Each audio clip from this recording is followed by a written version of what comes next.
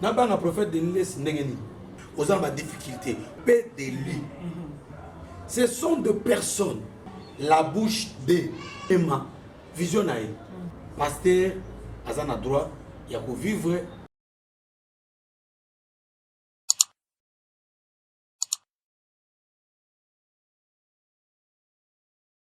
Pedro Production Exclusive. Pedro Production Exclusive.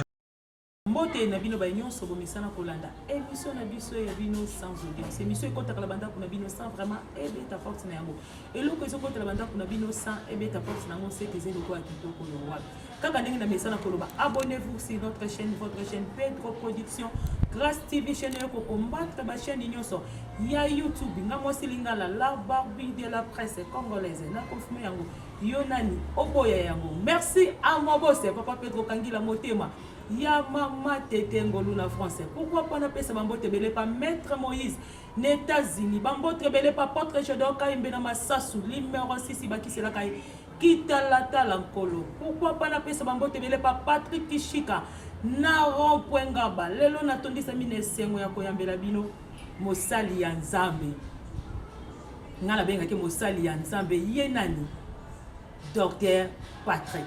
Bonjour Docteur Patrick. Bonjour maman Sim Blanche. On va bosser na kombo la ngava boy papa. Te na ina bossa la kombo te po ezoka musanga. Oyo bosser na ngala ba prière na yo tanga ta na prière pour ko tana kombo musu. Ngam na ibina kombo na mboka. Nani? Mandiang.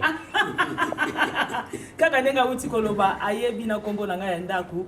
Mandiangu papa boni musala ya ensemble. Merci beaucoup, je me présente. Je m'appelle Docteur Patrick Béni du Ciel. Je suis docteur de la parole de Dieu. Docteur de la parole de Dieu, Batbaya va vous confondre. Bazoka sera docteur et en médecine, non. Bible est sur Baboui. Na Ephésiens chapitre 4, verset 11. Jésus-Christ pour la édification à corps de Christ, il a donné aux uns comme apôtres premièrement, deuxièmement les prophètes, troisièmement les pasteurs, quatrièmement les docteurs, cinquièmement les évangélistes. Nazali docteur, il y a parole de Dieu, cela veut dire pasteur, prophète. Donc ministère nangai, où ils allaient ministère dominant, ils allaient docteur, et puis ils allaient accompagner dans le ministère Moussoussou, dans le prophète, parce que je parle de la parole de Dieu, et puis les dons de prophétie est collé à ma peau, à mon ministère. Je suis le représentant légal, il y a un ministère au Bazobenga, le surnaturel ministère. Donc c'est un peu ça où on a beaucoup pour Batbaye Banga, Patrick Béni du Ciel, de Komona Yangwana, na pesi mbote mingi, na mukolo chen o papa Pedro Kangila Zambe a mama tete ngolo. Papa Pedro Kangila motema ya mama tete ngolo. Papa Pedro Nzambe apambolona likanisi malam oyo kokotsa émission oyo ya koyamba biso basel na Nzambe poto ya kote ya samalamu na chaîne na Papa Pedro Nzambe apambola okende liboso lokola prophète na lobby était okumata et puis okosuka boete okosala ba chaîne mususu ya ba TNT awa total on a ba Blue Sat na ba Canal Plus ozomata makamune kende liboso kuta na Nzambe bolamu na Nzambe eza na yo malade ya forme nyonso ekima esimba yote Nzambe a rozoa sopelo ba mbongo poete osala chaîne ya malamu ya koleka susu ya ba norme poete biso to ya kodia sa malamu milimo na Nzambe e bika Boni musala Nzambe. Musala Nzambe eza malamu parce que totambolaka na yango. Au moins Musala Nzambe eza na kati ya nzoto na biso. Il y a ce qu'on appelle l'église locale. Une église locale ko kenegotea. Mais il y a ce qu'on appelle l'église ministry. Pour ce muto azoki na ndako. Muto ko benga na 2h na 4h. Net be mission internet o ndé nazo sala bo bat ba ko benga. Musala Nzambe na comprendre tel kambo. Wana za église te, wana ministère ezo sala. Oko la muto bengo papa, naza malade bonde la ponanga. Au bon de Ponaï, ce n'est pas l'église locale, là c'est le ministère. Donc Moussa Nanza, mais donc nous portons le ministère est dans les corps. Quand je prononce la parole de Dieu, quand je cite le nom de Jésus-Christ, les démons tremblent, les démons quittent le corps des gens. Là ce n'est pas l'église locale, c'est le ministère qui est en nous, en amont de nous. C'est l'appel qui agit parce que la Bible dit Dieu ne se répand pas de ses dons ni de son appel. Voilà. Osana Nzambe ezokende kitoko milimu na nzambe ezobika nazosala émission na internet na chaîne ebele bato ebele bana ebele na bapoto bazobenga ata yo mpe oza na baproblème oza na badifficulté ozomona makambo ezosimba te malade bacomplication libala ozozwa libala te kobota ozwa kobota te ozomona barejet continuel barejet qui se répète benga biso na numéro na ngai na nzela ya permission ya mama akofixe yango andewa numéro na ye afixe numéro na nga obenga po tolanda makambo na molimo tobondela mpo na yo tosambela mpo na yo loboko na nzambe esimba yo bisika ozali émission ezaka émission lokola ki atalaku te mais eza émission oyo ekomema bomoi na nzoto na yo na libota na yo place osalaka omona changement okumisa nzambe otatola année elekaki ezaki année maladie ya corona oyo erandaki mokili inférieur enyokoli bato ebomi bato me otikali en vie pourquoi nzambe atiki en vie c'est parce que aza na makambo ya kosala na yo c'est parce que bilaka ifo elata nzoto 2022 année ya conquête 2022 eza année ya multiplication nazotatola conquête okobotola okozwa par force oyo banguna baebotola oyo banguna bakende nango yo okozwa yango et puis eza année ya multiplication okomona ke no makambo ne kozala na vitesse makambo ne kokende mbangu ça va se multiplier. Merci beaucoup. Merci kakandenge awuti koloba nandimisa mi maloba oyo ebimi eza partage nanga peza partage na obisiko oza na zana kondima oyambi yango papa pesa biso nanu définition oyo balobaka nini ke bameka koloba nini ke toza na baponami toza pe na babiangano. Ça veut dire quoi? En français, non. Beaucoup sont appelés, mais peu d'élus. Bah, Eli et Zabanan. Ce sont des personnes où on a destiné depuis l'éternité. Qui ont battu Oyo, bah, ben mi pananga. Tout ces exemple Oyo na Bible, il y a Jérémie. Nous avons besoin de Jérémie. Bah, mon a Jérémie ka aboué. Jérémie a bouté pas maman Mandiang. Et pas maman Sainte Blanche, et pas maman tel. Mais nous avons dit non. Jérémie, Élie, Jérémie, avant que tu sois formé dans le ventre de ta mère, avant que tu sois fondé dans le ventre de ta maman, je te connaissais. Je te connaissais. Donc Dieu connaît Jérémie par son nom. Je te connaissais. Je t'avais établi. Donc, Jérémie comme prophète, il fut établi par Dieu et je t'avais consacré. Azuma futa bonzi, azuma tiena musala. Simbasko Jérémie wan. Aza Élie de Dieu. Alors, les appeler, c'est comment? Yesoabi, ce n'est pas vous qui m'aviez cherché, mais c'est moi qui vous ai appelé. Yesune aeko benga batu. Beaucoup tana bokonzi. Ndi apesi lisese oyo. Ezaki na mutu moko azaki na mbongo ebele asalisi feti abengisi bato mbongo baninga na ye bato mbongo bato mituka bato mapangu bato ba moyen po baya na feti na ye azeli bato baya na feti akomona bato bazoya te oh ekoma na butu c'est alors que non bapese conseil babi oh mais yo osalisi feti na yo olayimba ngombe osali ba shawarma ba beefsteak ba biloko ba champagne biloko malonga batongo bengisaki bazoya na bango te oh idée na mukolo feti allez boke na balabala bozwa bashege borfele bana nde ba appeler wana bazwi bango nezomona église eza bato batiami pembeni babengami pa na nzambe. Ce sont les appelés, mais dans les appelés il y a aussi des élus. Voilà en quelque sorte différence entre les élus et les appelés. Ozoma ba Eli bazaka na ba privilège na bango. Omo mutoka Samson aza Eli aza na privilège na ye. Akope la Saint-Esprit tango alingi aye asa l'opération akoko linga mwasi ya ndumba. Nzambe azotala yango te. Samson alinga basi ya ndumba andeo ya Delila. Soko tangi Bible mo que n'allait pas mwasi ya ndumba. Dieu ne tenait pas compte de tout cela. Dieu tenait compte de son alliance. Alliance o ezaki pa Samson ezaki no yo Samson mama na ko bema sangate Ginette ko kota na moto na yo te ozomona ba Eli Nzambe azaka na ndenge na bango ajijaka bango ndeko mona kino Samson ko osala n'importe quoi mais ceux qui ba Philistin ba ye alobi Nzambe ozapi yaka cet esprit ya simbi abeti ba Philistin même ko la baby si alliance Nzambe atikiye tango suki ne bakati tango suki zongi abomi ba Philistin Donc ba Eli bakoko kweya nzambe aka kolokota bango atomoli bango afandisi bango na kiti parce que Bible va que non qui jugera mon serviteur au nzambe na kobeta tolo mon serviteur na sepela mingi na fait président Mobutu ya zaki suka zo ba que non na beta katolo na ba bere vers na ngai sakana point bi puissance soit tia ay bi nga investissant na kat na batouana donc azaki sur na batouana donc c'est un peu ça les élites Dieu jugera son peuple mais il aura pitié de ses serviteurs. Ne touche pas à mes ouais.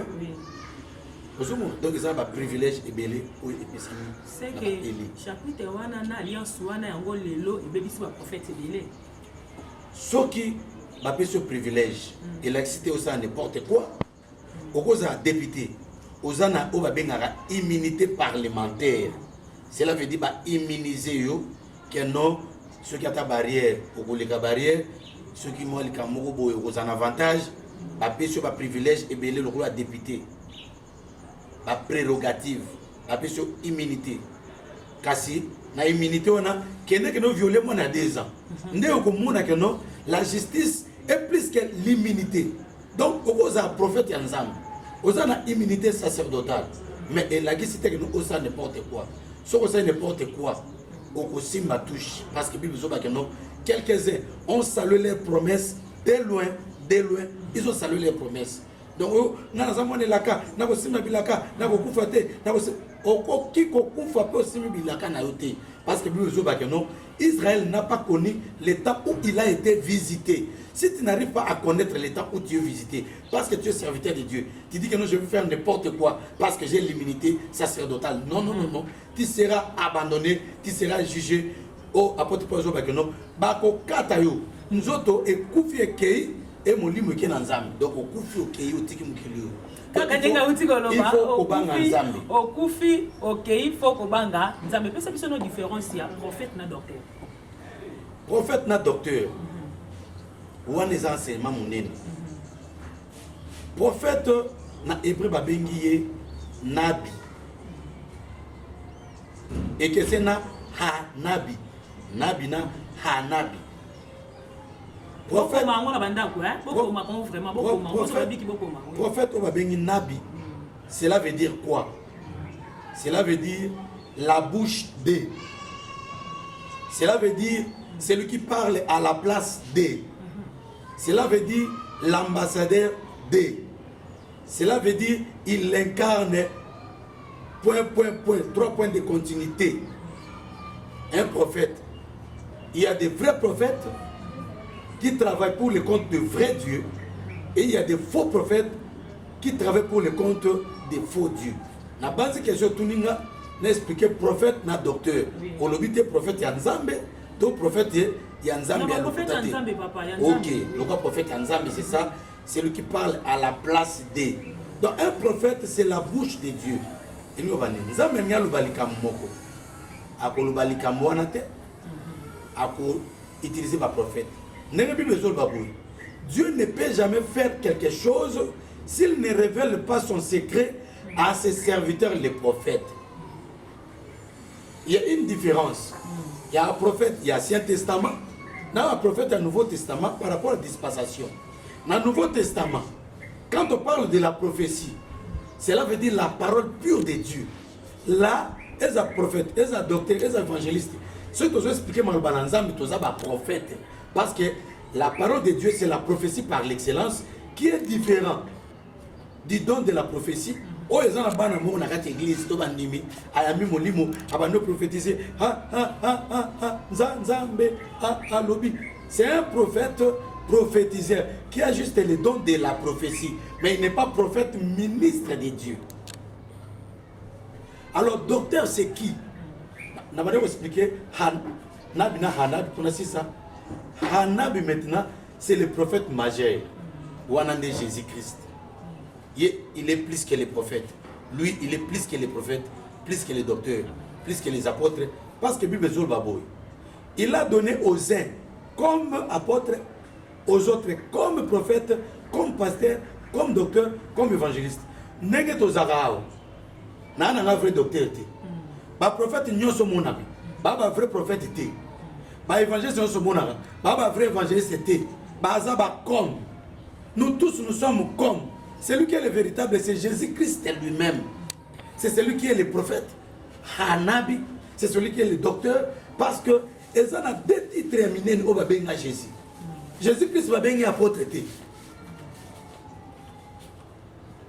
Jésus-Christ, Babenga est docteur. Nicodème a dit, tu es un docteur venant du ciel. Babenga est prophète. Quand on se Babenga est un bon berger, tout ça, tout ça.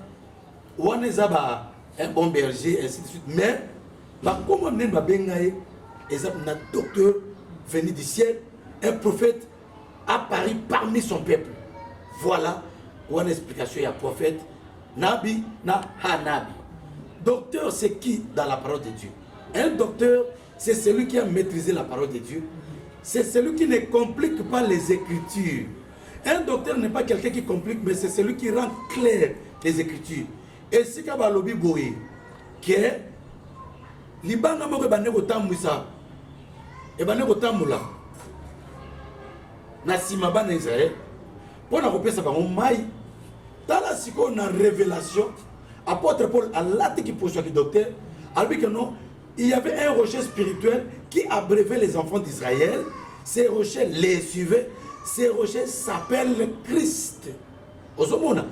Quand on va comprendre que bon avec non libanga moko pour ça na ngaba libanga libango na ngaba ezalaki libango na masina etamlo na bana Israël et landa bana Israël na simasima. Maintenant le docteur va expliquer que non ces rochers étaient Christ. Donc docteur Azamutu Oyo a expliqué qu'à 1 Corinthiens chapitre 14 verset 6.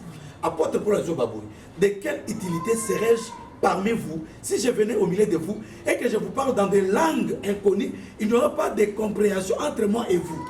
Il serait préférable que je vous parle par la connaissance. Voilà, monsieur le docteur, par la connaissance, par la doctrine, par la prophétie et par la révélation. Un docteur de la parole de Dieu, il est comme le fleuve là qui s'est subdivisé en 4 bras. C'était le fleuve qui était dans le jardin d'Éden, le fleuve qui arrosait les jardins. Ce fleuve avait 4 bras pour arroser tous les jardins. Ce fleuve s'appelait Idékel, Pichon, Guillon et Idékel, Pichon, Guillon et l'autre là, Pion, comme Pichon. Voilà. Donc, il est là pour expliciter la parole de Dieu. En hébreu, et le Bible, non.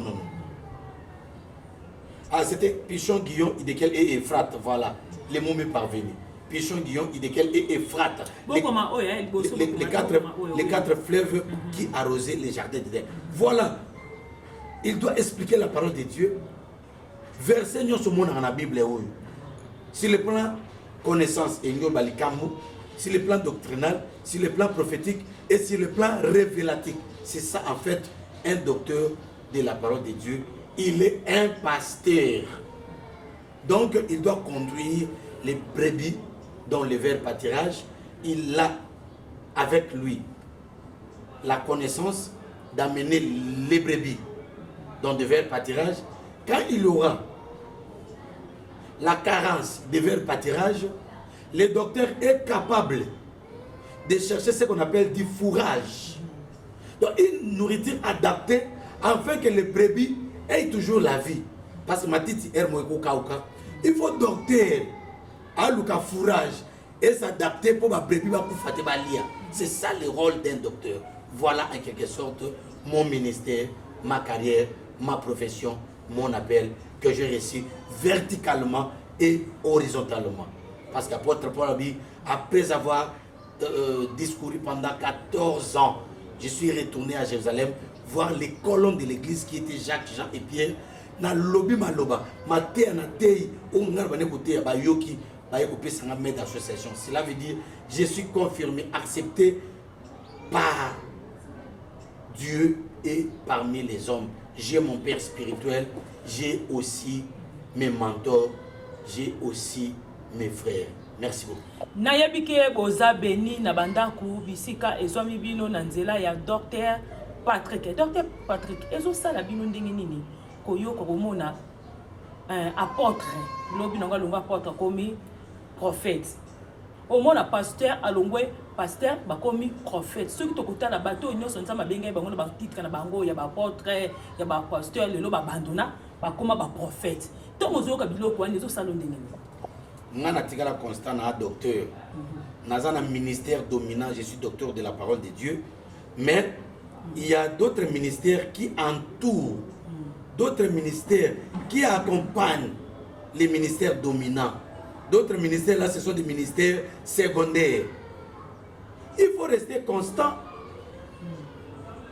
Apôtre Pierre, l'apôtre Pierre, diacre Philippe, Jean comme Apocalypse, c'est un prophète. Il y a eu des évangélistes. Koya ko lukate que non, au moni mouvement wana parce que le prophète bazo soit bambongo, bazo demanda on est comme prophète maramo au changer ministère. Et puis bat nabi so missionné. Makamo mingi ote pa na bango bat missionné mingi limisanga. Au mona que non, so mutoza mo elenge. Azo ko évangéliste. Tant wazana courage. Po papa mona kutana ya zolo baboy. Habi tant que tuzalaka nanu bana mike tuzana courage, tant tuzana na makasa kutea sa malamu, tant que tuzaki no ba évangéliste, sikoyo to yekubala to comme ba pasteur to comme ko kamba sikoyo ecclésia. To comme ko kamba communauté, to comme ba apôtre, to fonder si connaissance, sikoyo to comme ba docteur. Nde sikoyo mun makam tuzakuluba ya oyo ko yaka eza ko la prophétie. Donc to yepe donc yemoko mutumoko aza na ministère nyonso tout. So ba doit changer. Aibi appel na été. Et puis na ko yebisol ka moko lelo. Ba prophète belé, ba bima na na ba moko. Oui, on a peut-être qu'on y attend au papier belé. Ministère Misat Oyo. Ministère Misat Oyo ça ba ministère Oyo. Souvent parce que son a tout nu ata ba pasteur belé ba olandanga. Jour ba consacrer ka bato, ba na l'église. Au moins c'est difficile auquel l'église va consacrer bateau va peut ça doit mettre d'association va consacrer mon tour apôtre et ça passe va consacrer mon tour prophète et ça passe va consacrer mon docteur au moins na souvent va consacrer ba diacre ba évangéliste na ba pasteur na mitu na ba pasteur on va banga ka loka za pasteur aba on consacrer mon prophète abima loka leta lekier aba on consacrer mon docteur loka lekier c'est souvent comme ça donc on remarque ba prophète est belé. Mission soit bien baza dans les bons, dans les vrais, azu appel vertical, appel horizontal. Ba prophète belé ba prophète nene, azo prophétiser, et na mona kelo bazuma ndoto, tout ça, et soit église koufi, a fongol mo nini kuna ministère, après maman prophète. Abano zonne ba ndoto. Ko zo ba ndoto ligol bato comme prophète. Et ça me super ba nego prophétiser, la ka, si tout en groupe de prière bimaka. Non, pour attendre groupe de prière bimaka, ba tebe ba sa évangéliste kaka.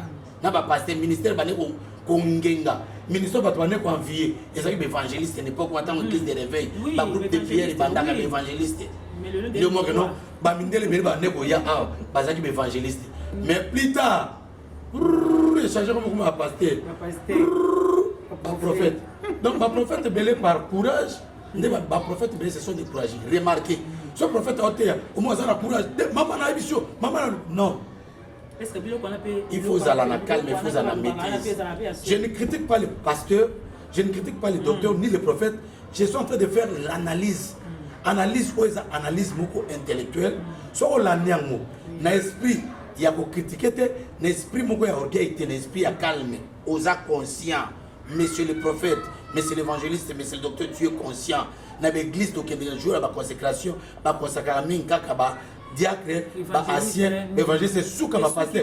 Mimi ba consacrer ba berger. Ba berger pe lisu. Ba berger ba consacrer ba pasteur, so mo consacrer pasteur, pose na kimia ba la royaume nae. A consacrer ba berger. Oui. Oh berger na ça be pasteur. Ils sont venus berger ça pasteur. À moi notre titre la berger là ici, à ça mon quelque était. Faut ça consacrer ba pasteur mon pasteur. Et comme ba pasteur ba comme là. So mo no kokate, tindika ba ngba ko sa extension, ça va c'est. Kaka ndenga uti ko lo basoko mo lo kokate, o tindiki ba ngba ke no sala. Baselia, merci à mon boss, papa Pedro Kangila Motema, ya mama tete ngolu bambote na yo. Et ben pourquoi pas na pesa bambote bele pas mettre Moïse aux États-Unis. Abonnez-vous sur notre chaîne. votre chaîne Pedro Production, Grâce TV, balobi lelo nazane esengo ko yembela bino docteur Patrick Yende to ko panzaka netege na plateau na biso na ebike ngana bino tozo bénéficier ebele na Paris ya ensemble papa ezo sala bino ndenge nini tangu tozo yoka phénomène o makiona nini faux miracle. Bon rôle va faux miracle te Bible ba que non dans les derniers temps il y aura des faux prophètes, des faux docteurs. Au bien un faux miracle, il faut bien makiona ngozana ki Congo. Non, eza na clip moko koma ko sala maboye ba côté moko boye nde bango ba pesa ngo kombo na makioni ba côté ni ay papa ba côté ngo ezebele kinga sa les ali maluku ezali ba faux miracle ezaki omona ba ke kota ba maluku kota ba kinga sa nya suka omona ba ke ba zui ba tu ko sana koka ko sana aveugle ko sana boye ba pesa yombo ba faux miracle banda lelo te e bana kala. Nathan à Jésus, il y a celui-là qu'on appelait Bar Jésus. Jésus a fait un miracle, Bar Jésus peut se contredire. Et bana banakal. Rébellion et bana banakal. Depuis na lola. Satan a réussi ça. Pour ça, les anges va yokelai. Peba kita ba koué le monaye. Donc la rébellion, les faux miracles a commencé depuis longtemps. Bible zol baboye. Dans les derniers temps, Namikola Souka, il y aura des faux docteurs, il y aura des faux prophètes, il y aura des faux pasteurs, il y aura des faux et des faux. Bino, bokoye babango, na bambuma na bango. Bapeki sabi soto juger bango, mais toye babango. Donc, na voye bamagno te, oyo aza faux prophète, asangisa ba miracle, asa ba miracle ya faux.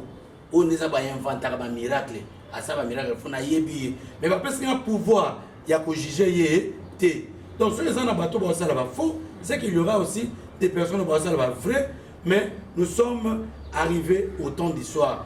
N'attends pourquoi il y a la confusion. Parce que moi, dans la moto, Alingi Azonga, n'attends pourquoi. Parce que, si on a 10, 5 bazaki sage, 5 bazaki folle. On a beaucoup de temps. Moi, dans la moto, même qui va pétrole pour la réserve, mais il y a babi tous s'assoupir et s'endormir. Pourquoi français voilà? Tout s'assoupir et s'endormir. Bangonyo so balali pas vrai pasteur et quoi arriver pe banimba balala. Mais na bosé na pasteur bonimba te bolala te bokengela ecclesia. Pote bozali ba berger. Berger aka ko éveiller, aka ko zala éveiller plutôt a kengela mabe comme la ba patete, malheur comme la ba patete, pate azala protégé. Mais balobi anzambe zo umela ngo moli bango pe ba komi na bango ba frère Fali ba frère Ferré yo moli bango pe balobi te fo ke na bango na presse bazo mituka bazo banda ko pe anzambe zo umela ezo umela ba bi anzambe umela makasi ba sambeli mingi ba bonde ba pasteur ba komi ba frère nani Fali na ba frère ba komi mona ndenge. Kasi bango pende eza be tellement bando mona ba frère na ba mituka na banda ba minene bazo tonga bango pe lobi ba yeko découvrir place moko boy ba pesa ba moi tie bien bango. Donc pour na pasteur akota mona mutuka te akoso manda kote eza nango mais ba niveau wana pasteur akoso manda kote akotonga ndako te. Yesu azobisa ba yeko cherchez premièrement les royaumes des cieux et la justice de Dieu. Et toutes choses vous seront données par-dessus. Wana Yesu aboté ba yeko. Même kolmoko apôtre Pierre à la muki. Abi papa. Yesu. Totiki nyonso to landio. Tokozwa nini? Yesu ebisi. Il fallait ebisi ka que non lola liboso mapango ekoyasima. Yesu abi que non na siècle oyo. Beaucoup de bénéfices, beaucoup ma pango, beaucoup aux alliés siècle présent bénédiction. Et puis la mycologie il y a merci Nazaraki Nesengo yako yambela bino yenani docteur Patrick Yende toiti ko beta na ye masolo na plateau na bisonga na bino toza béni. Merci à mon boss papa Pedro Kangila Motema. Ya mama tete ngolu. Pourquoi pas na pesa bambote bele ba maître Moïse aux États-Unis. Bambote bele pas porte chez Doka Yembela Massas numéro 6. Bambote bele et pas ya Leti Milolo bambote na yo Et bien, quant à moi, la barbu de la princesse, moi, Silingala, à nous revoir à la prochaine numéro. Bye.